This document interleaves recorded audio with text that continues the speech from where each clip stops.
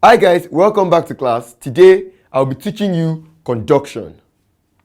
Now, my breakfast this morning was a cup of tea and bread. So yummy. While preparing my tea, I noticed something. Do you want to know? I'm sure you do. When I poured the hot tea water into my cup, I discovered that the cup became hot. Wow! Do you know this is a process of heat transfer? And it is called conduction. Yes, it is.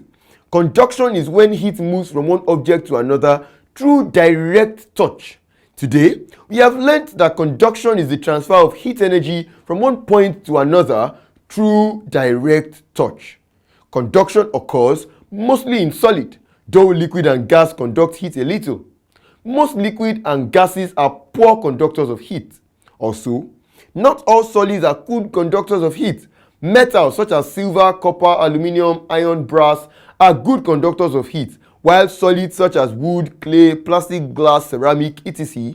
are poor conductors of heat. I'm sure you enjoyed the class. I'll see you in the next one.